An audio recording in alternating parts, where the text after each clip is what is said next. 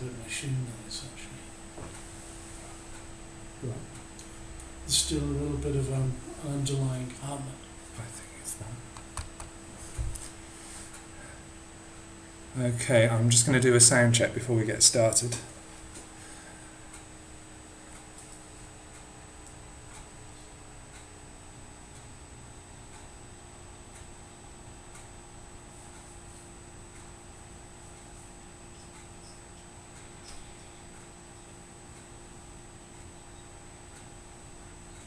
Well, hopefully the people can hear me. We have got a 30-second delay, so whatever I say now will take place in a few seconds. So we're as live as we can be, or on YouTube at least. I've got trusty Tim helping me out with the sound as well. So as long as Tim looks happy, I'll be happy.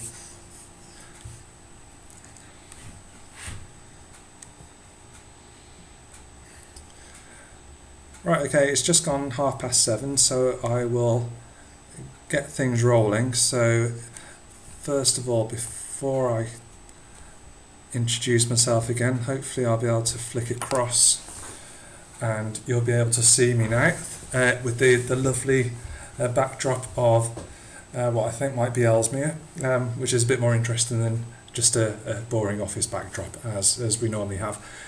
So welcome today. I'm going to be talking a little bit about my beloved camera traps, and there's so much that I could talk about them. I'm going to try and limit it now to around about half an hour or so, but I will also leave a few minutes for questions. So if you do have any questions, feel free to put them into the comments below the video, and I'll try my best to answer as many questions as I can as we progress.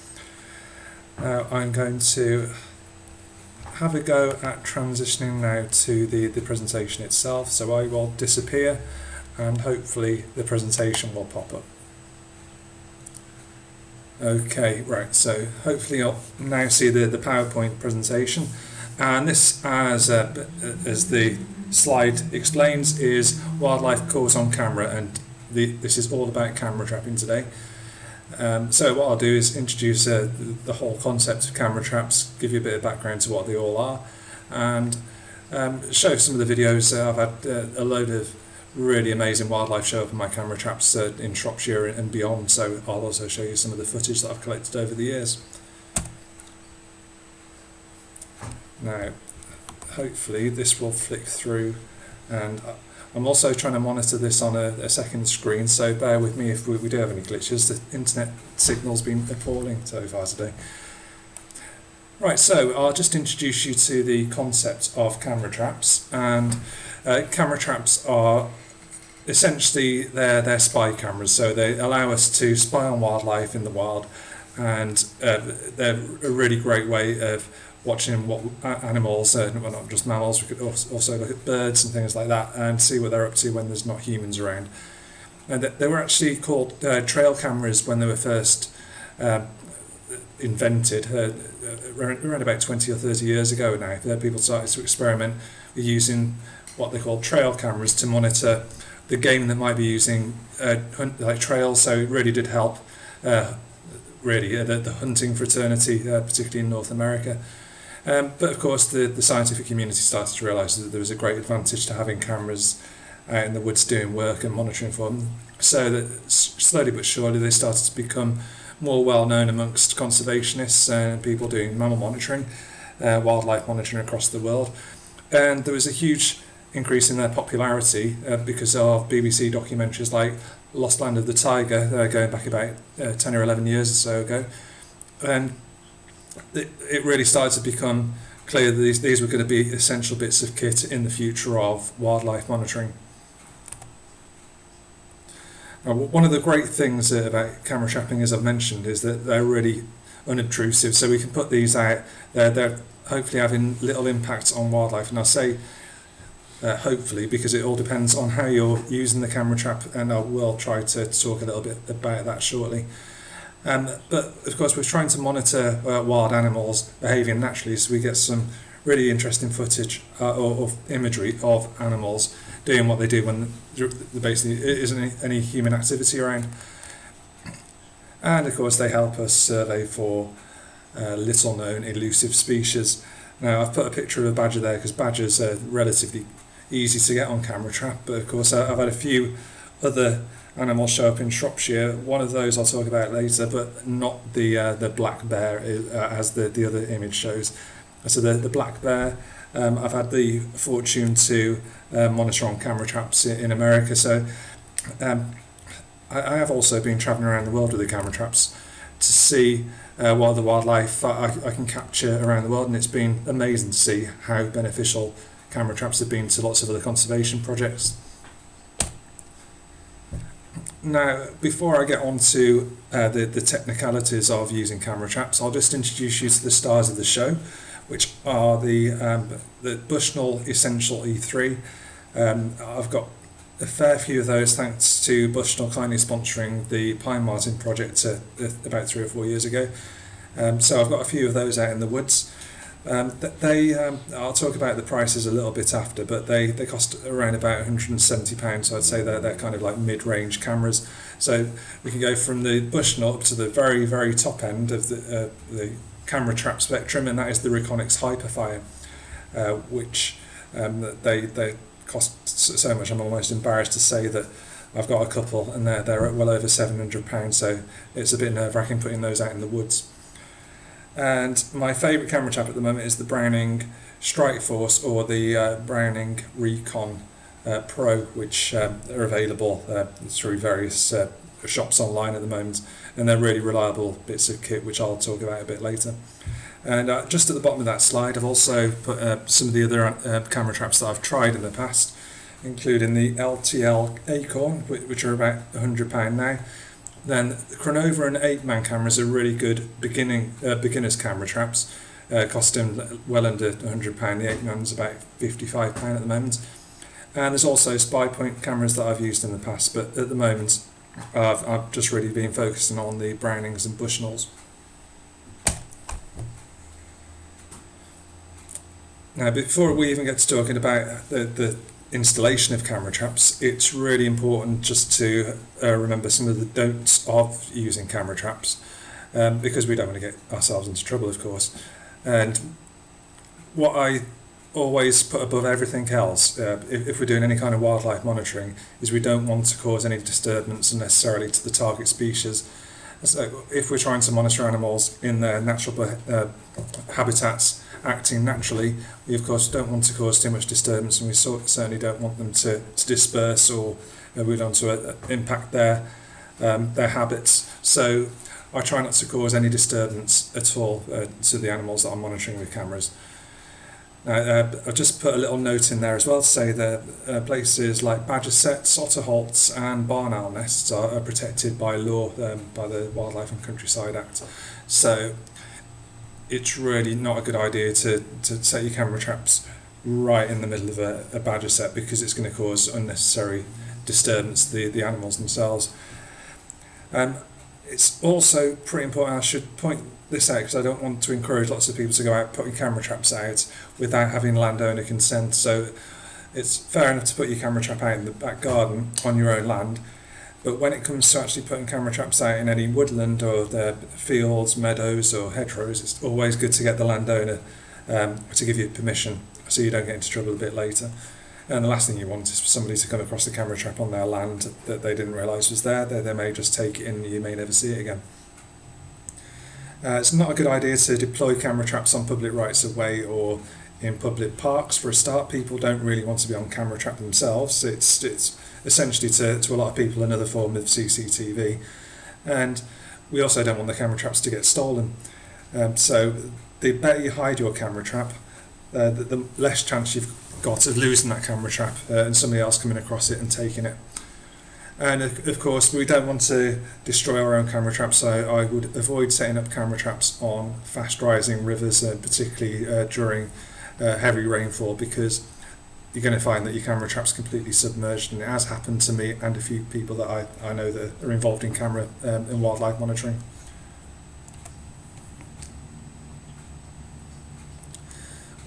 Just a little bit of information about the settings I use, and of course these are the settings that I go for, which work ideally for using camera traps in remote locations that I'm not always going to be able to get back to on a weekly basis or a daily basis. And we're literally leaving these camera traps out for weeks at a time. So I tend to limit the video clips to about 14 seconds per trigger, and I always allow for a short delay. So in the settings on these camera traps you can set a delay so the camera trap won't trigger if there's any movement in front of it for a few seconds, and that just avoids filling up the SD card. And as I mentioned at the top there, I go for videos because videos are a much more it's much more interesting to see what the animals are up to and their movements than just getting the photos. And a lot of the night vision photos that you get from camera traps, the still images, tend to be slightly blurry because of the infrared light that is basically used to record those animals in the dark. I use lithium batteries because, again, I'm leaving camera traps out for a long time, and I don't particularly want the SD cards to fill up and the cameras to be triggered constantly, because if I'm not getting that back there for 3 weeks, I'll find the camera trap will have recorded constantly and filled up the SD cards within a matter of hours. So it's just taking all these steps to make sure that the batteries don't go, and lithium batteries last a lot longer than the alkalines, and we don't fill up our SD cards. And we can avoid filling up those SD cards if we trim back any vegetation. So camera traps will be triggered by, in the case of this photo, this was some ferns and bracken had grown up around the camera trap and started to blow around in the wind. And needless to say, those triggered the camera trap several hundred times and filled up the SD card in a matter of hours. Now, we can't always guarantee that there won't be vegetation when we go back there after maybe 3 or 4 weeks if the weather's been ideal for plant growth. So what I tend to do is just make sure that I clear patches where it looks like there might be fern or bracken coming through. Now, the cameras are basically, they're said to be heat detection and motion, so it's that combination. If they pick up a heat source or any kind of motion, they will trigger, but it's that combination, which is why plants blowing around in the wind will also trigger the camera traps. I've mentioned that it's good to put your camera traps somewhere that's in a nice clear area, and this is the kind of area that I tend to look for when, of course, I'm talking specifically here about camera trapping in woodland. I will talk a little bit about camera trapping in the garden a little bit later. But in woodland, basically, I'm trying to get evidence of some of the animals, particularly on Shropshire Wildlife Trust nature reserves. We don't always see the animals that are out there, but we can put the camera traps out and cover a slightly wider area so that we can see any animals or activity that might happen in front of the camera. And I'm aiming for a distance of about 2.5 metres, particularly with the bushnell, because if anything gets closer than 2.5 metres, it starts to get more and more overexposed as it gets closer to the camera trap. And in this case, this is a camera trap that I'd set up to try and record deer. So I've set the camera trap at a height of about 1 metre off the ground, and looking straight across at this bank with the hope that I'd get a roe deer walking in towards it. And over on the one side, I'm not too sure if you can see that, but there is a stick there, so that is the bait stick, or the lure stick, which I'll talk about in a second. So, as I mentioned before, I'll keep on reiterating this, you don't want your camera trap to be stolen, so set your camera trap in a location well out of sight where nobody's going to come across it, and set the camera trap height to the approximate level or the height of the target animal. So if we're going for something like a polecat, then we're talking about an animal that's only 20 centimetres off the ground as they walk towards the camera. So to get a nice clear shot of a polecat, I'd put the camera trap as low to the ground as possible. Just to find your feet with them, it's also good just to put the camera traps a bit higher up to monitor a wider area, because of course the lower down you put the camera, the smaller the field of view that you'll get from the camera trap. I'm also installing the camera trap on distinct tracks and trails or on feeding signs or latrines, because these are all places that Things like badgers, polecats, stoats, foxes often go back to where they've previously eaten food, so they've left their own scent trails. But in the case of badgers, they often return to latrines and dung pits. And lots of other animals like otters will repeatedly use scent trails left by they create themselves by leaving like trails of spraying or their scat. And this is the really expensive camera trap. This is the Reconyx, and one of the other reasons that I like to set these quite low, I'm obviously trying to get really nice footage of things like pine martens coming nice and close, but I also find that the lower down the tree they are, the less visible they are. As soon as you start putting the camera trap up to face height, or 5 or 6 feet, it's much more visible to anybody that might be wandering through the woods. When we put the camera up high as well, obviously it's not designed to look exactly where, and the trees aren't designed to look exactly where you'd want the subject to be wandering. So what I tend to do is wedge in a few sticks behind the camera trap just to kind of get that angle down before I wander off.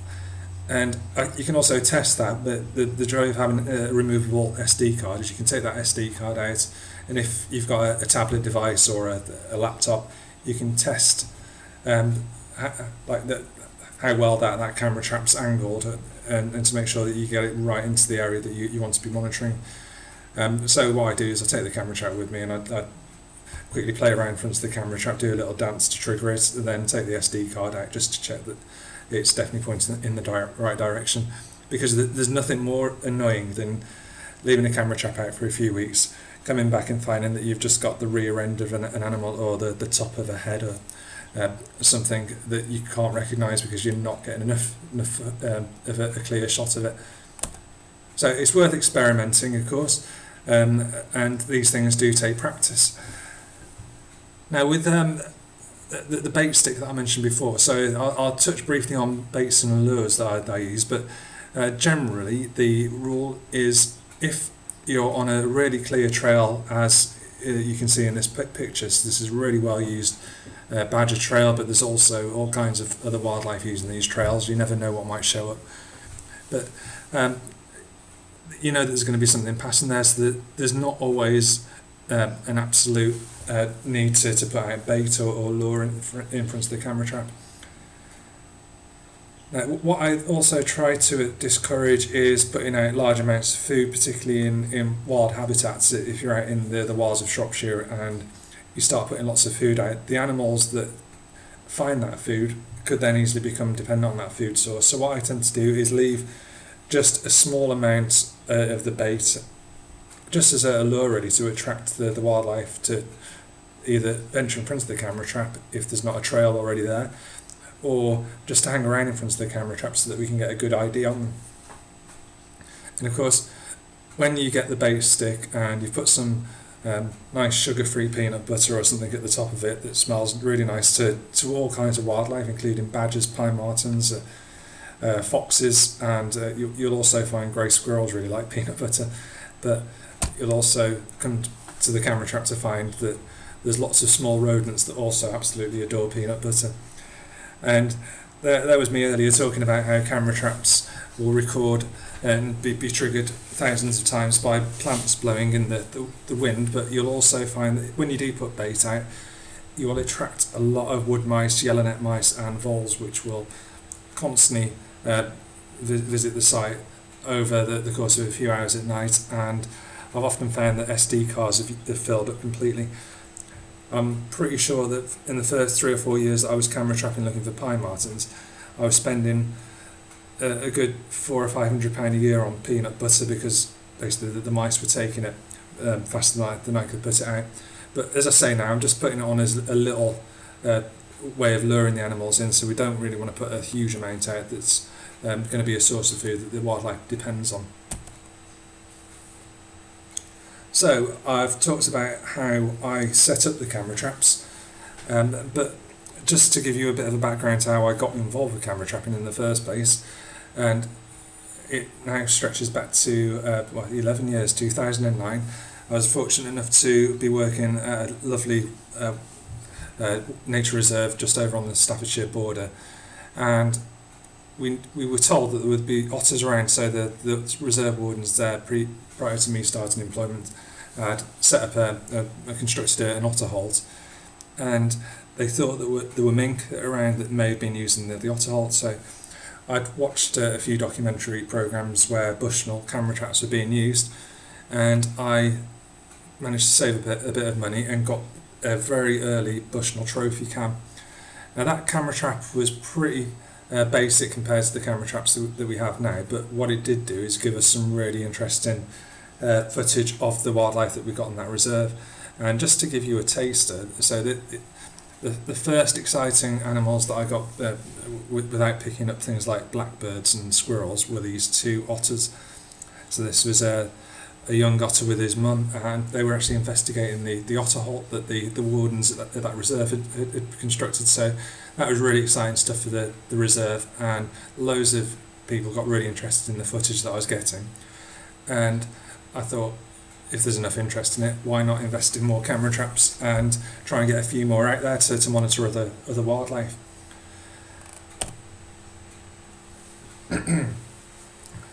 So while I'm talking about otters, this was the same trusty Bushnell trophy cam about 4 years later, and that is at the end of somebody's garden. They had absolutely no idea that they'd got otters venturing up from the little tiny brook at the end of their garden, and that they were going up the steps and investigating pretty much on a nightly basis. But it's only because of the camera traps that we even knew they were there.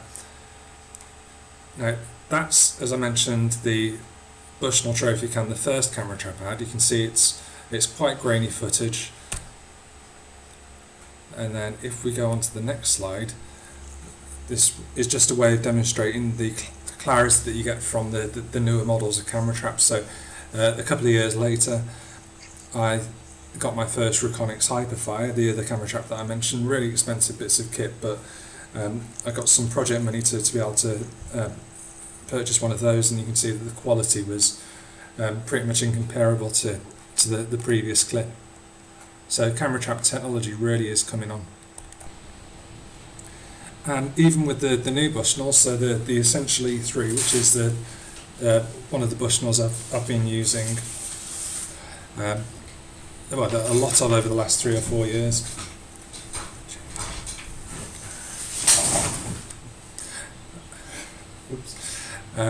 And this is an otter down on one of the brooks not far from Bridge North. And again, the camera trap's just demonstrating that there's otters around and wildlife around when we don't always see the field signs.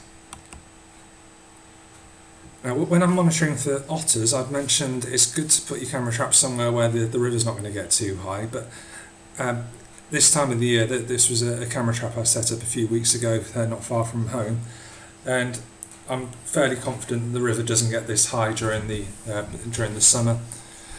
So this was set on a point where it looked like there may have been an otter passing through, and everything looked absolutely ideal for recording some top quality camera trap footage on the Browning of otters for the first time, because at this point I'd never had otters on a Browning camera trap. And I checked the camera trap a few days later and no otters, but I did get some lovely duck activity. So there were lots of mallards around, and you can see the mallards not at all fazed by the camera trap being there. And while we're on about birds, another species that I get quite regularly in front of the camera trap is the jay. So jays are fairly secretive birds a lot of the time. You are quite lucky to spot them, but camera traps are picking up really good numbers of jays. So I think there's been a great positive impact of the winter last year, where there was lots of some feedback coming from somewhere. I don't know if that's coming from here. Apologies if there's a bit of feedback, or is it outside?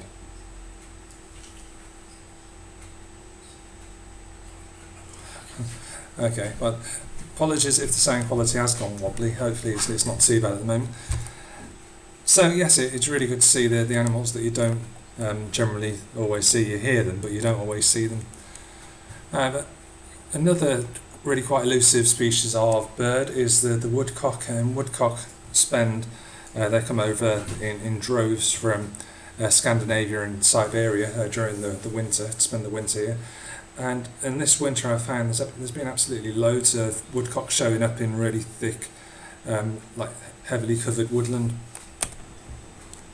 And this is one of my favourite woodcock clips. You can see the woodcock there, set perfectly in the middle of the screen. That was actually a camera trap that I'd set up for pine martins, but I got absolutely tons of woodcock footage in the end. I think that was the only time that I got woodcock show up on camera trap in daylight. I like to set camera traps up on fallen trees because you never know what's going to clamber along a fallen tree.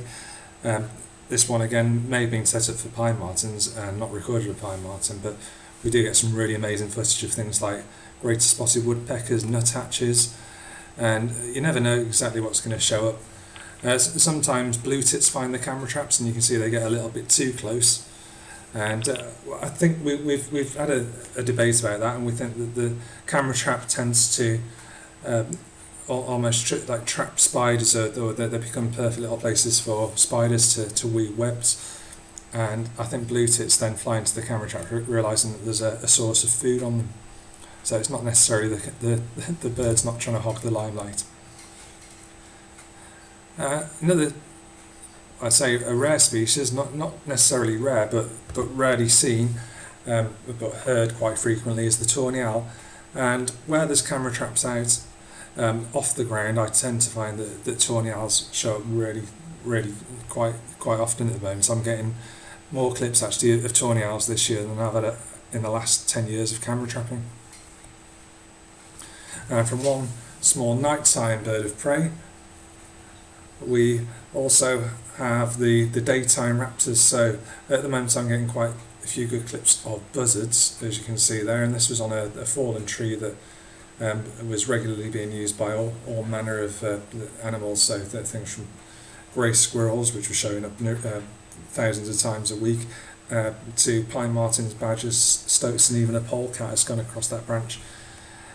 What I've also been hoping for is, with this fallen tree being out in the open, that we may attract a red kite down, because red kites often soar around the area, and it looks like a good perch to me for a red kite, but of course no joy so far. But it's really nice to see things like buzzards and even goshawks show up on camera traps. And speaking of goshawks, here's their smaller cousin, the sparrowhawk, another quite elusive species of bird that you just see swoop past very quickly every so often. And again, with there being a fallen tree across a brook there, those are often really good places to put camera traps, because things will either use them as natural bridges across the brook, or birds will use them as roosts. But back to the world of mammals, and one of the probably by far the most common species at the moment is the roe deer, which I'm getting more roe deer clips at the moment, particularly in the woodlands of South Shropshire, than I'm getting even of grey squirrels. And you can see there that this young mother has also just had a baby, so we've got a Bambi deer, a roe deer, just show up on camera trap there. And it's very, very rare that you would see one of these, such a young deer out in the wild, because the mom's so alert to make sure nothing predates or hunts down the new offspring. So it's really a case of me now becoming dependent with time limitations and obviously restrictions on travel and movement because of the lockdown. I'm basically seeing the wildlife through the eyes of my camera traps out in the woods at the moment. And it's not just the female roe deers, the does, we've also got the bucks, and you can see that brilliant to see a young buck on camera trap with lovely velvet antlers. So the velvet antlers are at the start of the season, and they will start to shed that velvet, and they'll start to have those new antlers come through. I had never seen a velvet antler on a roe deer in the wild, but I've got literally hundreds of clips from camera traps of those now. I've just gone on to show you this clip as well. So this is the camera trap the jays were showing up on, I'd actually set this camera trap for things like polecats and pine martens, and that's why we can just see the rear end of a roe deer, so that it wasn't necessarily set up to record a roe deer. And that's one of the caveats, that if you do want to record everything, if you put a camera trap really low to the ground, you may just end up with the hindquarters of an animal, or just the lower part of the legs. But it depends what you're using the camera trap for, and of course I'm using camera traps to try and determine presence and distribution of pine martens generally. Another incredibly common animal to get on camera trap, and a very easy animal to camera trap, is the badger. And again, this is the same trail that we were just looking at with the roe deer, and there were loads of badgers around that area. One of our nature reserves near the Stiper Stones, and the badgers are really quite inquisitive, so when they notice there's a camera trap there, they often go to have a bit of a sniff around it. And to another Shropshire Wildlife Trust nature reserve further north, I can't give you the exact location, but this is not far from a badger set, and you can see there that was the mum female badger in the background, or the sow, and 3 offspring, so that these look like fairly big badgers until you see the mum. So if I just go back a clip, look how much bigger the mother is to the 3 youngsters there.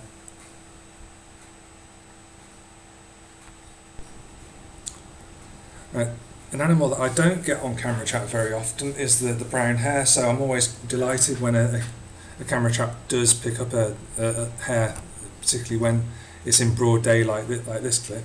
But not all of my clips of hares are at such good quality, of course. Hares tend to be out at night a lot more than they're out during the day, particularly during the winter months, and that's really exposed footage then, so you can see that we got a hare come in, but he just got a little bit too close to the camera, and that's what happens with the camera trap. If the animals get too close, you end up with this really annoying overexposure of the subject. Foxes are really clever animals. They will know that I've been around there. They often pick up the human scent, but they're very wary of human scent, and you can see how nervous this fox is. So he hasn't necessarily noticed that there's a camera trap at this point, but he knows that there's been something suspicious going on. And it was only when I went back to check this camera trap that I realised that it's because the fox had actually got an earth, or a burrow less than 3 metres from here, really well tucked into the vegetation. And I suppose it was obvious to the fox that there'd been somebody sniffing around an area that generally humans hadn't been going to. So we get lots of foxes on camera traps, but I get very few polecats, and the polecats, stoats and weasels are really difficult to attract in. There are lures out there that can be purchased from international stores, but I tend to not really go for the lures if I can help it. I want to try and get animals acting or behaving naturally. So this is a perfect example of how an animal can just show up in the right place at the right time. So most of my footage of polecats is just a polecat just whipping past the camera trap, trying to get from A to B. Fortunately, in this case, the polecat hung around for a while and had a good scratch just for measure. Okay, so I'd mentioned how useful natural bridges, so fallen trees across brooks, are. And on this fallen tree across a brook here, we've just got a camera trap, one of the Browning camera traps set up at one end. I've also got a Reconyx camera trap set up at the end that I took this photo from. And there were pine martens regularly using this, as people may have seen on Twitter late in 2019. So I thought I'd move a camera trap to the other end just to try and get the pine marten moving from both directions. And of course, since I've done that, no pine martens have shown up, but I have found that again there's lots of woodpecker activity, nuthatches, and there's even been a pied flycatcher show up on this camera. So even if you don't get the target animals, you do at least get some nice footage of the other species that are out there. And I'm known for being really into mammals, and obviously my involvement with Shropshire Mammal Group kind of strengthens that image that it's only mammals that I care about. But I really do like to see, the owls are one of my favourite species of bird, but to see things like woodpeckers that are quite common, but you don't always see what they're getting up to when they don't realise there's humans knocking around, which is why I said earlier that it's a bit like having a spy camera on the wild. These things have no idea that we're watching them. And of course it's not always the native species that we pick up. I do pick up things like muntjac deer. I'd mentioned the grey squirrel. No, I'm not going to show you any grey squirrel footage at the moment because there's so much of it and it gets a bit tedious. We are getting muntjac show up right the way across Shropshire. And muntjac, like roe deer, they do leave physical signs that they're around when they're around in good numbers, when the population's quite high. But in some areas there's been no evidence of there being muntjac around, but we put a camera trap out and I think we record those first male muntjac deers moving into woodland.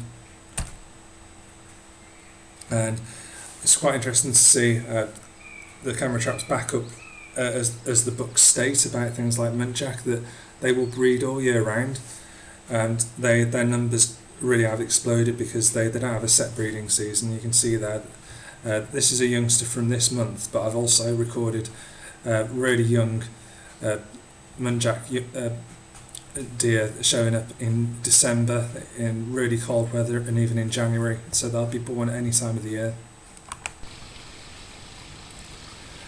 This year has been a great camera trapping year for me because I'd also wanted to monitor what I was hoping might be flycatchers using this nest box set up near Cardington.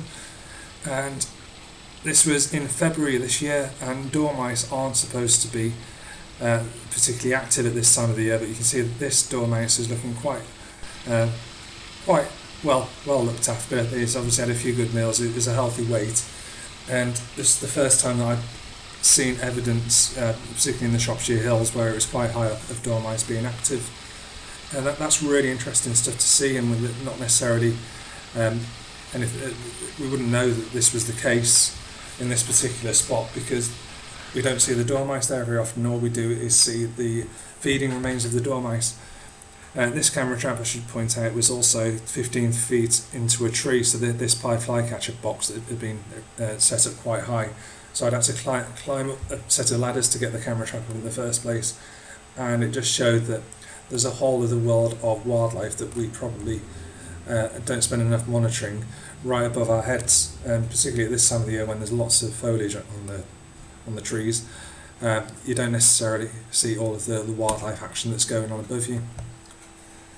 Now, it's only fair that I share some clips of my favourite, the pine marten, because I've also had a bumper year this year for pine marten footage, and this was a new area. I'd never put camera traps in this spot before, and I was delighted to get my first quality pine marten daytime footage for about 2 years, and by far the best quality pine marten clip I think I've ever had. And I'm delighted to also share this clip. So that this was a pine marten scent mark in an area where another pine marten had just been a few minutes before, and it's the first evidence this year in this new spot that we've got another separate population of pine martens from that of the original that we started to monitor back in 2005. So the pine martens don't necessarily leave evidence that they're around. There's none of the scats or the scent markers they leave as visual markers and scent markers everywhere else. For some reason, they're almost like ghosts, the pine martens in Shropshire. We don't know they're there, but the camera traps detect them every so often. So it just really strengthens how important the camera traps are, because we know there's martens there, so that means that we can protect them much better. Now, these aren't pine martens, just to clarify. These are cows, and this is a camera trap set up for pine marten activity in a woodland, and it just shows that it doesn't always necessarily go to plan. Cows are quite inquisitive animals. In this case, the cows have broken through a fence and ended up in the woodland. and they've managed to then blow their noses all over the lenses of camera traps, which well, obviously not great when you're trying to monitor for pine martens. You come back and find that you've got hours of footage of a blurred lens, and the camera trap was in a bit of a nasty state when I returned to it. So from the woodlands, I mentioned earlier that I also love putting camera traps out in the garden, and this is an example of what I've been up to during lockdown, and that is just experimenting with setting camera traps at certain heights to try and record the local hedgehogs.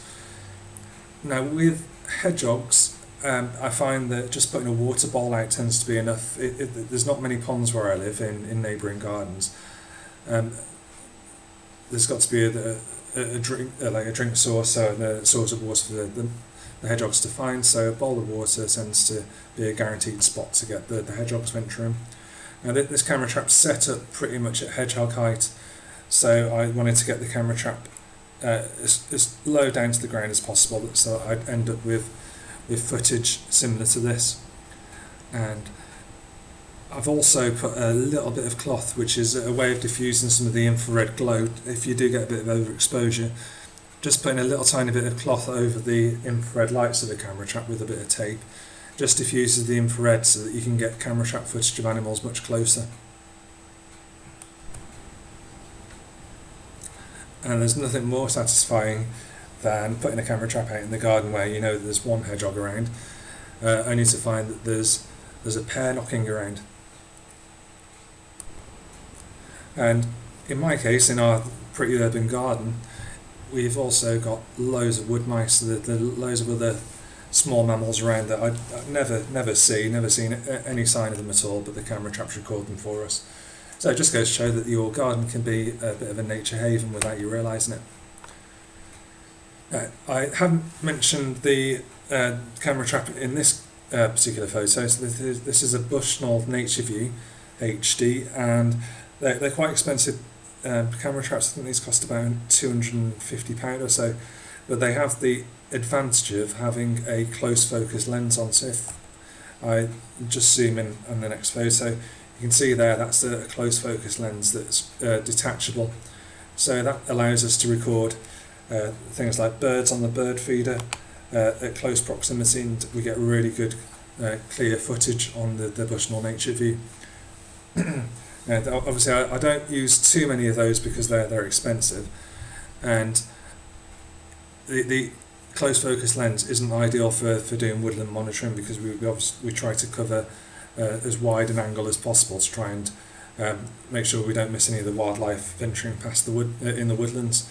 Dave Lewis, hello Dave, in the comments has mentioned wide angle cameras, and there are wide angle cameras out there on the market now, which are a great starter point just to monitor what might be going through the woodland. And it's certainly it's allowed me, particularly with the acorn or the LTL acorn wide angle, it covers such a wide area that if any martens or rare animals, any of the target species, venture through woodland across an area of maybe 20 or 30 metres, you will pick it up on that wide angle lens. Now once you've got that footage, once you know that animal's there, then you can start to revert back to your closer focus camera traps, but the wide angle lenses are really useful for just determining where the animals might be moving through and to help you determine where to put the camera trap on future dates.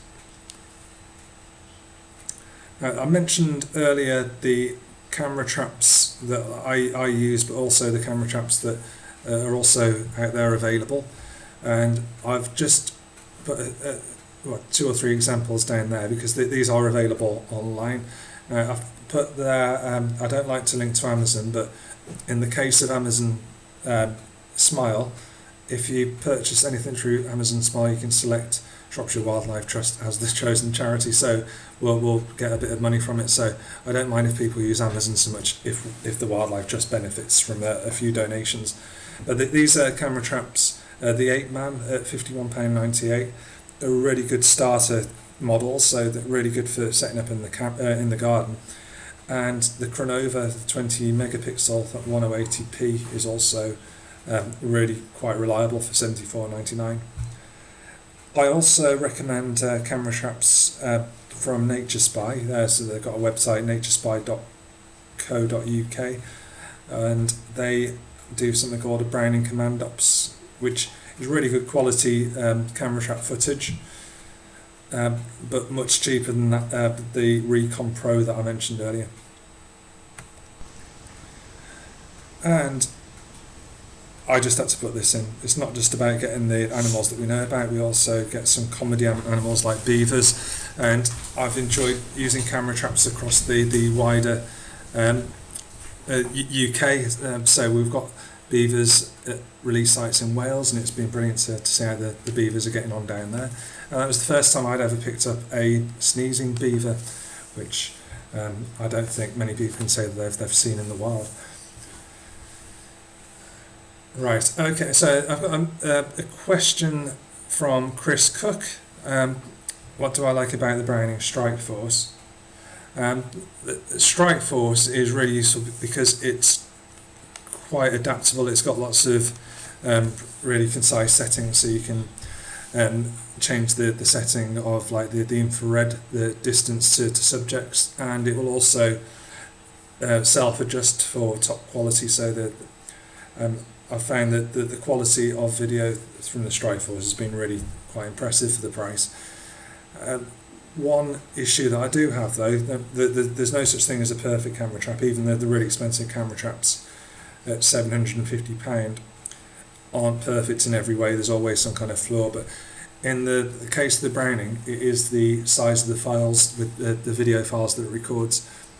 The video files, 15-second video on a Browning is approximately 5 times the size of a file recorded on a Bushnell of the same length of time and settings.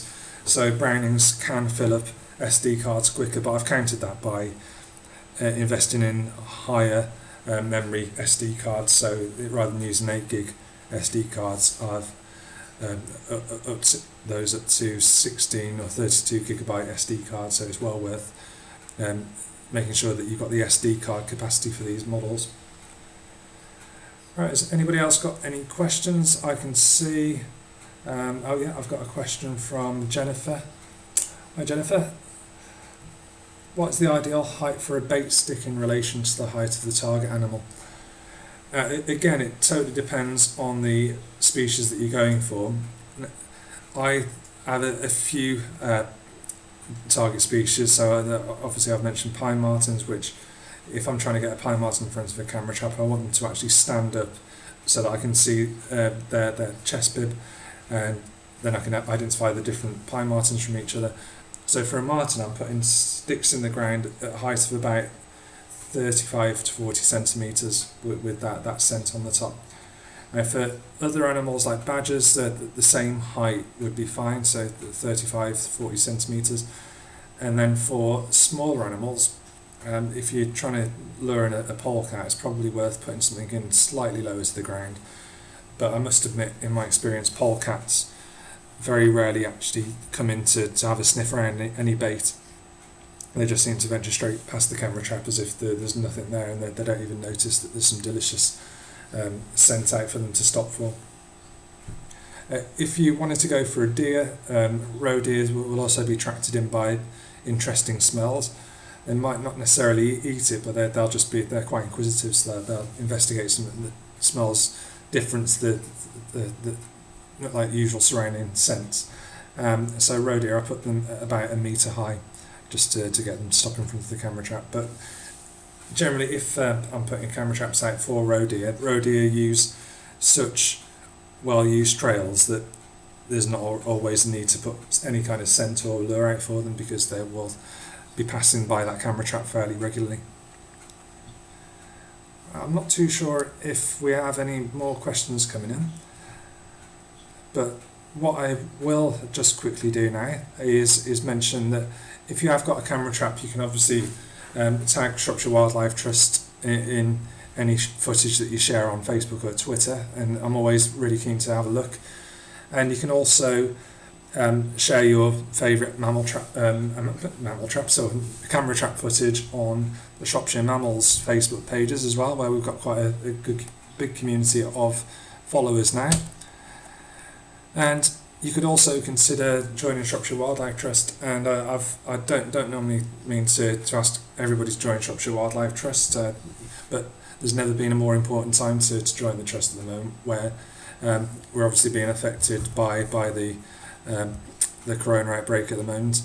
We're still okay at the moment, but of course the more members that we have, that stabilises us financially, and it also gives a bigger voice. These animals that we're talking about that we didn't know about, in the case of things like pine martens and dormice, we need to protect their habitat if we aren't to lose them from the county. So by joining us, you basically give us a stronger voice to campaign to protect those animals and the habitats.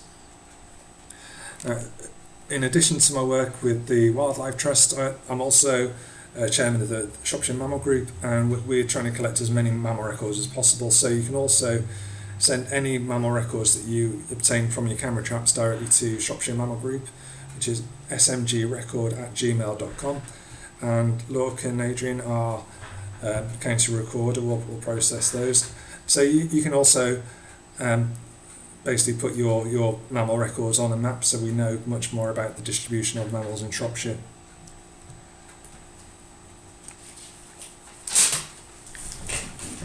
Let's see. Thank you, Tim. I've got another option there. The close focus modification. So you can get diopter lenses which can fit quite nicely over the main lens of a camera trap to allow you to get the close focus, which acts in the same way as those close focus lenses that I mentioned with the Bushnell Nature View cameras. And as Dave points out there, you'd be surprised how useful a bit of blue tack can be. So that all I tend to do is blue tack on the lenses straight over the main lens, and it's really useful for getting those really cute face shots of things like hedgehogs and the mice. Thank you, John Baines, for joining, and thank you everybody else. Oh, sorry, I think I've got another message from Poppy there as well. So Poppy has got an interesting footage by using a device which positions the camera downwards towards the ground. That does sound interesting, Poppy. I know you're active on the Shropshire Mammal Group Facebook page, so please feel free to share the footage when you can. And of course, we're always keen to see how people are experimenting with new technology. So if anybody has suggestions, they can also send them in to us, either the Wildlife Trust or the Mammal Group. And of course, everybody's welcome to get involved with the I was going to say pine marten monitoring. It's quite difficult to get everybody involved with that because we can't take huge groups out into the woods without disturbing the pine martens, but I could certainly do with some help from people that may have a bit of time to use their own camera traps to monitor Shropshire Wildlife Trust nature reserves themselves. So if that is the case and you feel like you might be able to help, please drop me an email or just message me on Twitter, and I'm sure we'll be able to find a nature reserve for you to monitor. Right, thanks everybody for listening anyway, and I will leave it there for now. Next on our agenda is wildlife gardening with our gardening guru John Hughes next Wednesday, that's a week today, and of course 30 Days Wild starts on Monday the 1st of June, so if you haven't already signed up to 30 Days Wild, please feel free through our website, so just shropshirewildlifetrust.org.uk/30 Days Wild. Okay, thanks everybody for listening, and I will see you again.